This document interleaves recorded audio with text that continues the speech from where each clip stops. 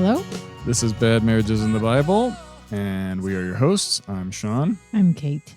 And we are the founders of Dandelion Ministries, where we create space for you to experience the grace of Jesus Christ in your place of need. I was going to say to experience your place of need, but you already are experiencing it. So we help you experience that, but with Jesus fun there. thing to do. Yeah, right.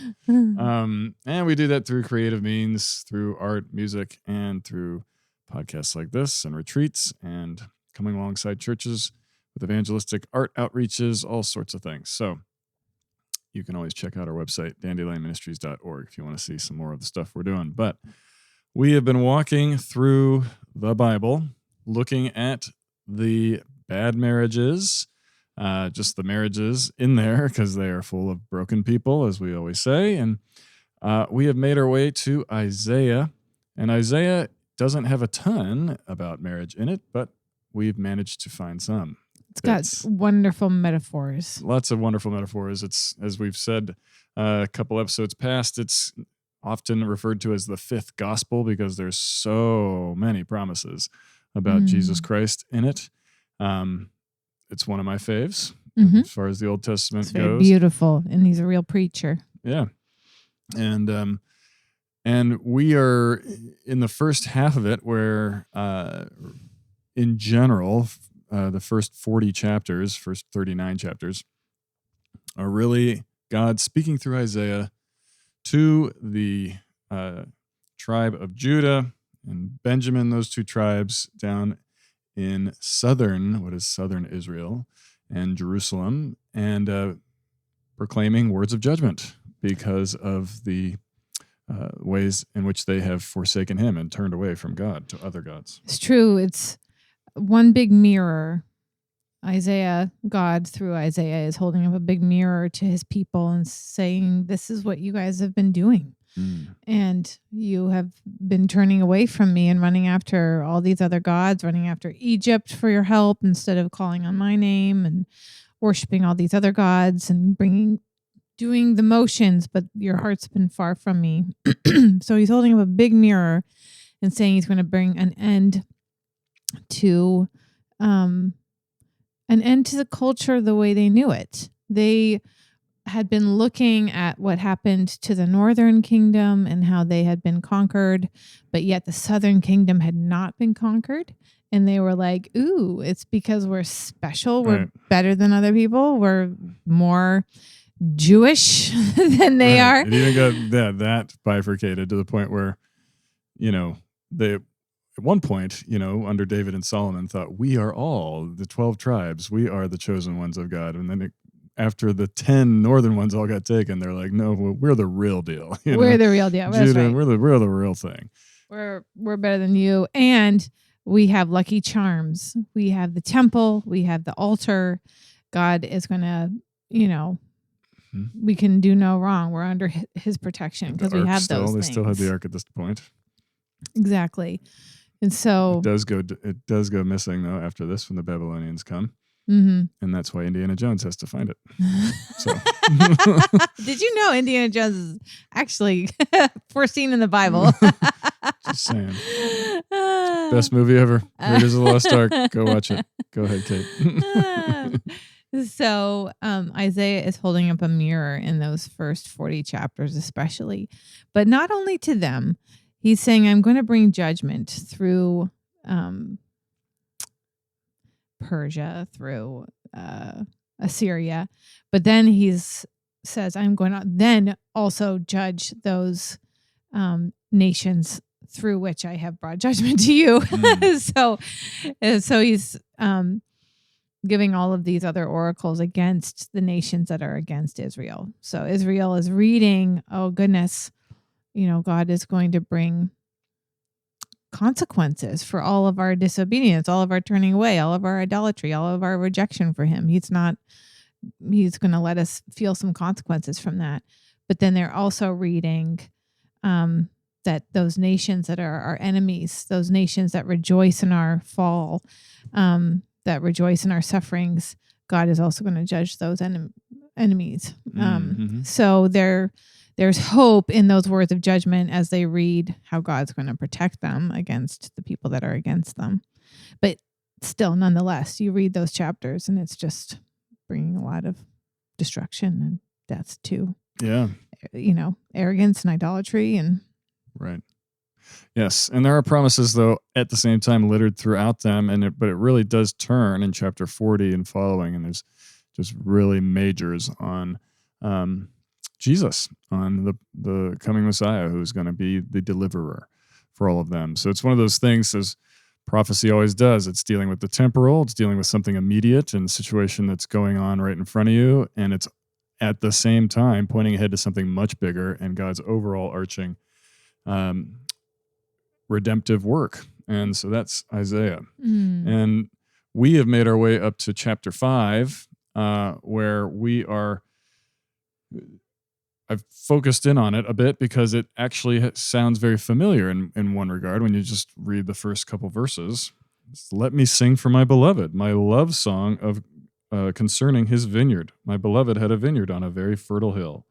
He dug it and cleared it of stones and planted it with choice vines. He built a watchtower in the midst of it and hewed out a wine vat in it, and he looked for it to yield grapes.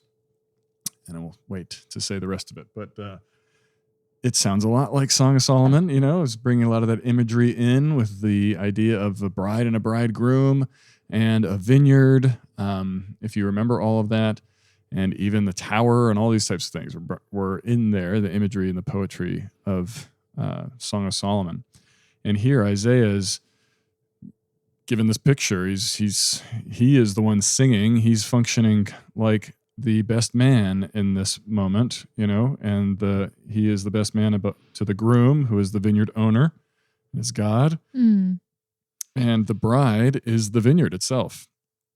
That he loves dearly and cares for and has planted. And so you're at the front, we're seeing a picture of love and care and intention from God towards his people and towards all of Israel, but specifically here, obviously Judah, and where God is focused on right now through Isaiah. And so it's a positive picture. And it's saying that he wanted it to yield good grapes, wanted it to have good fruit.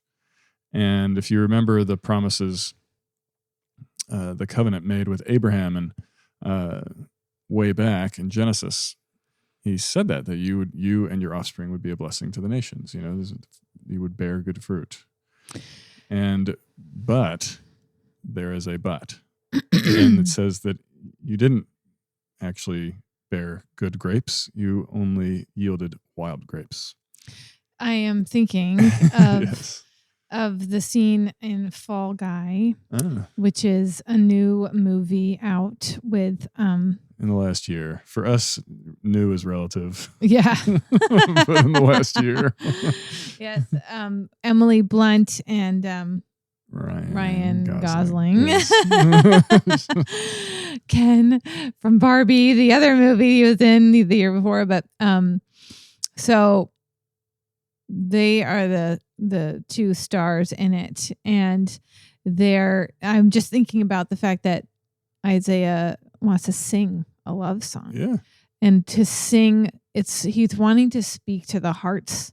God is wanting to speak to the hearts of his people through Isaiah. And excuse me, I don't want to ruin the movie, but our favorite scene, our whole family's favorite scene, is when Ryan Gosling is remembering this relationship that he had with Emily Blunt, and something has gone awry, but he is missing her. And on the radio comes a Taylor Swift song. And the chorus goes, "I remember it all too well." Kind of our past love, and I remember it all too well. And he's like listening in his car and missing her and crying, and they have this hilarious confrontation in the midst of this. And that's a bit the tone of this song from Isaiah, is that we had a love, and I loved you, and it was beautiful. And, it was always, he was always loving someone who could not love him back the same way, in this song, but, this song from Isaiah. And there's the heartache, but it's the genre of the literature is meant to make your heart ache, and it's meant to speak to you, through song, through pulling on your whole, memory and your sense of pleasure and enjoyment and satisfaction and desire.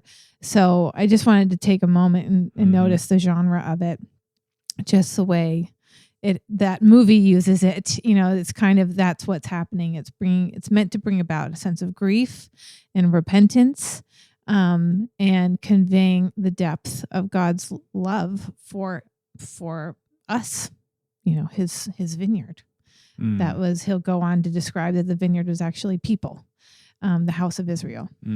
So, and they've yielded wild grapes. They were not unable to requite God's love. They instead produced wild grapes and did not bear the fruit of being loved. Yeah, and that wild grapes doesn't sound that bad. You're like, well, wild grapes is bad about that. But it actually, when you get into a good band song, probably. When you get into the Hebrew of it, actually really is meaning spoiled or even poisonous. So it's, when they say wild grapes, it means these grapes are not good for making wine. Yeah. Which is the whole point of having a vineyard, right. is to make wine. Beautiful wine. We make beautiful wine together. And that is what Isaiah is saying right at the front end. And I think that's so good, what you said, because it is a wonderful thing about music, is that it just cuts right through. You just, whatever defenses you're having or whatever your day is, you turn on a certain song, or a certain song comes on the radio, if you still have a radio, where you're streaming something, and it can evoke all sorts of stuff right away. You don't have to be thinking about it at all. And all of a sudden, memories will come back. All of a sudden, emotions will flood in. It might actually let you finally release things that you've been keeping pent up inside. And that is the funny bit about Fall Guy, because it's Taylor Swift. And of course, Taylor makes us all cry. But and it is this song, and the interesting turn that it takes is Isaiah then. So at first he's singing like he's the groom's the best man, and then it turns though, and in verses 3 and following, it is all of a sudden the voice changes to where it's God. O inhabitants of Jerusalem and men of Judah, judge between me and my vineyard. And so he actually is talking about them in this song. They are the vineyard. He changes the point of view. Yeah, but then he changes the point of view to being God himself, and then he's actually addressing the vineyard itself and asking the vineyard to judge itself in this context. And that is what, that's what the law does. It is a mirror. He's just holding up a mirror, and he's saying, like, now we're going to recap what has happened, and it's something that we do a lot when we do active listening with our children, or with, people in counseling sessions. You just restate to them the things they've just said to you. And you're showing, I've listened to you, and I am aware of what's going on. And it often helps you, the person who's just shared a bunch, to get aware of what you just said. And so that's what he does. He tells them, I want you to judge for yourselves. And he says, what more was there to do for my vineyard that I have not done in it? That he's basically saying, I took such good care of you. I have given you everything you've needed. And yet, why did it yield wild grapes? And he's basically just confronting them with themselves. I've given you so much. I've cared for you. I even planted you, is what it says in the first 2 verses. And you have rejected me. You rejected me as the vineyard owner, and have sought after others, right? Sought after other gods. And this is never a fun word, to hear, to be confronted with what you've done, or how you've been unfaithful and those types of things. And yet at the same time, this is an act of a God that really cares. He actually continues to go after them. He's continuing to confront them. He's continuing to show, you actually need me more than you know. And even now, when you think you don't and you're rejecting me, I'm going to allow judgment to come. He says that I'm going to take away the barriers. I'm going to let things come in and ruin this vineyard that's already ruined, And but it's because I'm actually going to restore you. I'm going to bring something new out of it. And which Isaiah picks that imagery up throughout, the idea of the stump of Jesse, which is so in that's Isaiah 11, and where a tree or vine, big vine that's supposed to bear good fruit, has been cut down, and that's where we start to see the real explicit prophecy about Jesus, and where he is the new branch that is coming out of the stump. And it's a great promise for this vineyard right now that is being confronted with itself in Isaiah 5, and where he is saying judgment is coming. And he makes it sound like he's going to completely abandon them, but then he obviously does not. And we see the beginning of that fulfillment, or the prophecy of that, in Isaiah 11, where he's talking about this new branch that will come from the stump that has been cut. I do think that is the way to read hope into this work of death. Later in Isaiah, God will describe the putting to death the sin, the thing that's killing us, the thing that's turning us away from him, as his alien work, his strange work. It's not his proper work. His proper work is to redeem and bring mercy, but he also does work through bringing death and judgment. So he's bringing death to the things that, were poisonous to our relationship with him and with each other. And then the new life is one we could never produce on our own. It has to be given to us through being forgiven and being given grace and being loved deeply, having that vineyard owner singing us to life again, singing his love for us in the face of the failures that we've done, and the truth of the way we've treated each other and him and ourselves, that he's not holding those things against us.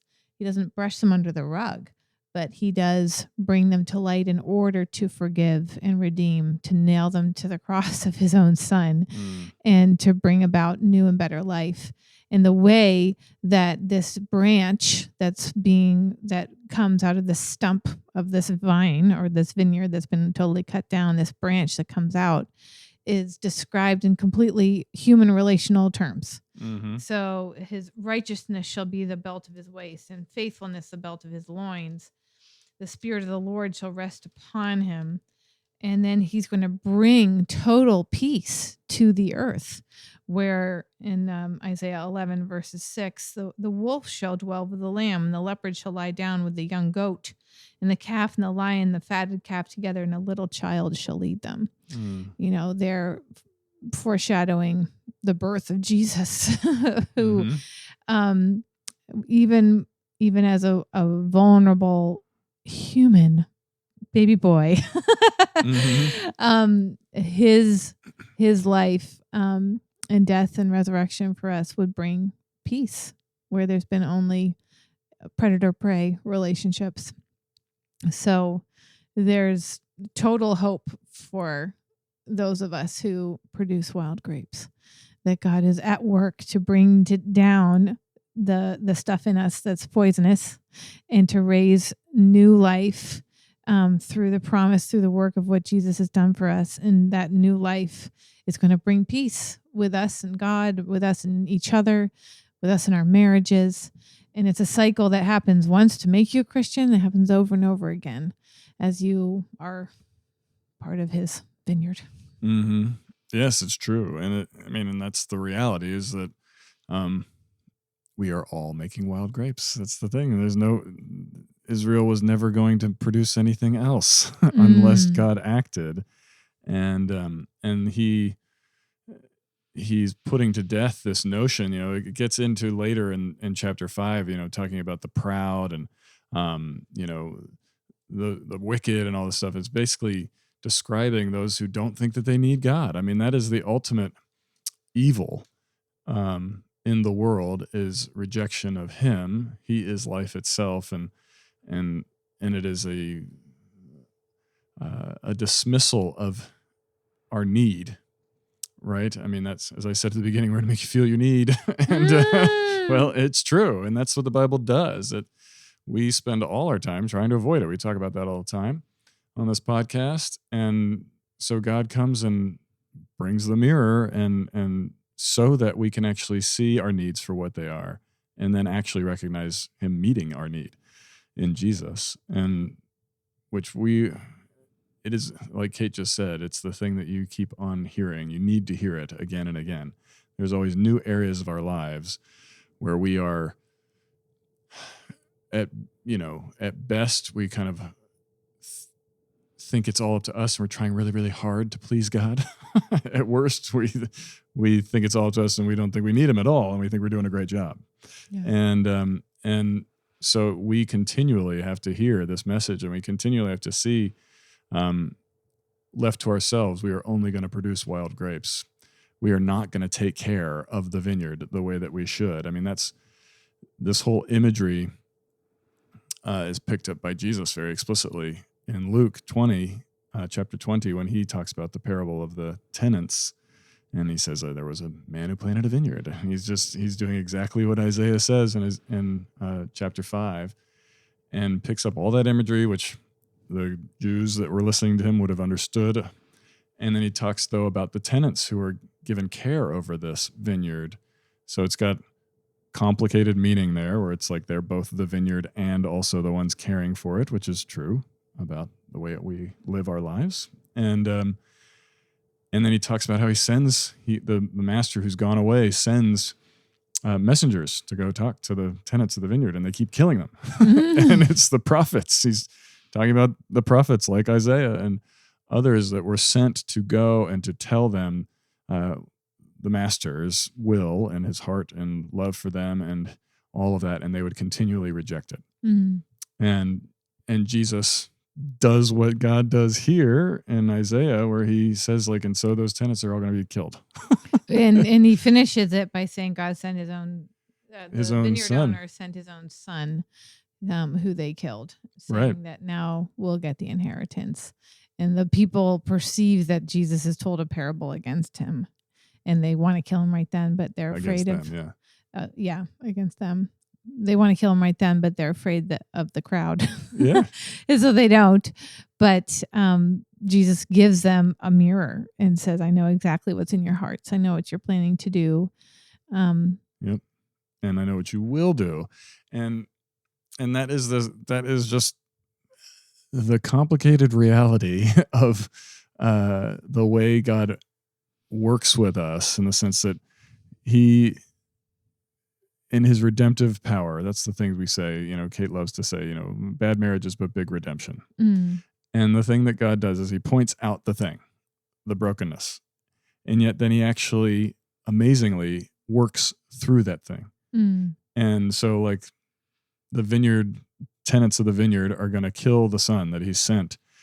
And that is the worst. That is terrible. That is evil. That we want to kill God, and we did kill God as humans. And that specifically also, Jesus was addressing the Jews and the Pharisees, the religious rulers who are supposed to be the ones who are protecting and keeping the word of God central to the people and all that stuff, but they completely misunderstand it. They don't get it at all, and they think it's all about them earning their way and preserving their own righteousness. And so when Jesus comes and he starts forgiving people and preaching grace to people, they want to kill him for it. It is bad news. And yet that is the very thing through which God then redeems the world, is through our ultimate expression of sin, which is killing God himself. And so that's just it's one of those mind blow deals where you see the power of God, and you see that there is, like Kate loves to say, there's nothing too bad or too big or that can't be redeemed, that he can't redeem. And this imagery of the vineyard is something where I'm glad we're spending a little time on it, just because it's pregnant with all of that meaning, much like a painting or a work of art would be, where he is saying many things all at once by describing a vineyard, describing something that he loves, describing it like a bride. All of this is just deep, deep value in this picture. And at the same time, it is the unfaithful bride. It is the vineyard that's producing bad grapes. It's all these things, but he still loves it. I mean, that's the whole thing. He loves us so much, and that to the point where he, like you said, kills the stuff that's killing us, and so that he can bring something new to life. I also think of John 15, where Jesus describes himself as the vine. And so the scriptures are like alive and active. So every time we read it, God is at work on us. It's usually more aggressive than we like. We're always like, what the heck? It's like, Jesus is not nice, we prefer like a Hallmark card or something. Yes. Or like we want to feel like a Hallmark movie. I just want to, it's a little bit of a problem. Oh, it's a little uncomfortable, but it's all going to to be great. Right. And we're going to feel warm fuzzies and have soft lenses, Yes. Sorry, it's Hallmark movies for you. But God is interested in our soul and wants intimacy with us, and in life wants to bring us to life, not put us to sleep. So the word is alive and active on us every time we read it, and where it's convicting us, where it's confronting us, it's in order to bring us more into him and into an answer that he has for us, and a hope and a forgiveness, for sure, always deeper in that forgiveness and into that love. But whatever need we're trying to get met elsewhere, he wants to be the source of that need being met. And you see that so clearly in Jesus describing us as the vine, where he describes himself as the vine. He says, I am the vine and you are the branches. And that we abide in him and he abides in us. And God is the vine dresser who's pruning away the branches that don't bear fruit, in order that those that do bear fruit would bear more fruit. So that is for those that he knows and loves. Any of that work of pruning or of putting to death is in order to bear even more fruit and make the vine healthier in general, and to give and to sustain us and to give life and that intimacy and that connection that we need and crave. He is in that chapter. He's promising to be the source of all of those things. And he returns to this vine vineyard metaphor. And it's very intimate. It's you, me, just like what you were talking about when the point of view changes. It's you are the vine. Or you are the branches. Sorry, I am the vine. So everything that branch of the shoot of Jesse has now grown into a massive vine that has become the source of life for all of God's people. And he's constantly pruning and tending to it as something he really cares for and loves. Yeah. And we're just kind of in closing, the conversation of fruit is one that gets, I think, Christians really confused sometimes, and especially when we're reading passages like this, and he's like, you were supposed to produce a certain kind of fruit and you haven't. And you're like, oh crap, I got to go figure out how to make that fruit happen. Like, maybe if I just squeeze a little harder and try harder, whatever, I'll do it. And the thing that's happening here is that he is actually exposing in all of this the corruption of their heart, the bad root, the root that believes that they actually don't need him. That's the whole thing, is that the story of Scripture, and the reason why we're focusing on bad marriages and all that stuff, is that the story is that we reject him and that we actually run after other things. Our places of need are real and legitimate, and we run after other things, like you said, to meet those needs. And we are always seeking other gods. And that has to be put to death in order for there to be a new root that will bear new fruit. And that's where Jesus goes in his teaching. And that whole idea of him being the vine and we're the branches is that he is the source of everything, like you just said. He is the vine. The whole point of the vineyard in the first place was to be fed and completely sustained by him and to grow out of him. And it's out of a place of faith in him, not out of your works, not out of your effort or anything like that. But when Jesus is actually, when he is the vine, then you will bear good fruit. You actually just will. You can't help it. And that's something that the New Testament talks about a lot, where, he's got good gifts, good works for you to walk in. He's promised to bear fruit through you. I mean, that's one of his promises. When he says, you didn't choose me, but I chose you, and I appointed you to go and bear fruit, and that fruit would abide, so that whatever you ask the Father in my name, he will give it to you. That's in John as well. And so these are the promises to you. That the reality is this is a word of peace, like Kate said, that Isaiah talks about in the following chapters. It's a word that actually sets you free from trying to be something for God. It actually sets you free from trying to earn it, from trying to prove yourself. It actually puts all that to death. And you're actually now literally a branch that just grows out of this vine that you can't help but produce fruit. Then you will produce fruit, and it's going to be good fruit. And it's going to be what he wants to come out of you, because you're actually resting in his goodness, his forgiveness, his grace. I mean, that's the thing. The thing that's always being put to death is the self-justification effort, the attempt to be righteous or good on your own, to try to stand on your own 2 feet. That is the thing that must die. And it is contrary to everything the world throws at you and tells you. I mean, the world is proclaiming to you a different message all the time, and that is that you have to prove yourself, and you have to stand on your own 2 feet, and you got to be a self-made person. And it's the American dream, whatever. And it's not real. That is the thing that has to die. And God is always putting that to death, because the truth is that you are his vineyard that he has planted. You depend on him completely. You don't exist without him. And you need him. You need the word of life, which is Jesus himself. You need the word of grace, that is the word that says, I forgive you, I know you, and I love you, and you're safe in me.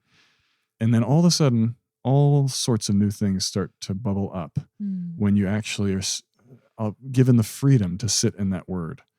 And we need to hear it again and again all the time, because we always think we're always being bombarded by other messages, and we always think we got to return to the self-improvement effort, and that's what he's putting to death again. And so I just wanted to say that as we draw to a close, is that's the good news here, is that you are actually free to rest in him as the vine, and that he is actually going to bear good fruit through you. That's a promise for you. And he's actively right now, through Isaiah 5 and other passages in Scripture and just events in your life, he is putting to death the other story, the one that's telling you that it's up to you. He's putting that to death. And it's good. Let it die. You're going to fight that. We all do. You're going to fight it tooth and nail, because we all, we totally don't want to die. But he's going to do it anyway. And the good word for us is that you can actually rest in him. He's actually done everything for you.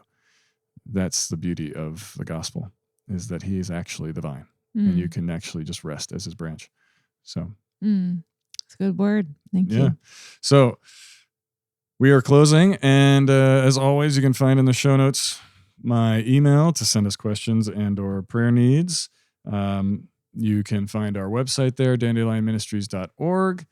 You can also find a link to support the show. We do everything through Dandelion, is all done through the generosity of others, your charitable gifts. And so thank you for supporting us. We would love for you to do that. Remember to like the show and to share it with friends and to write a review if you feel so led, that could be some of the good fruit that's coming out of you right now. I feel led to write a review for Dandelion and for this show.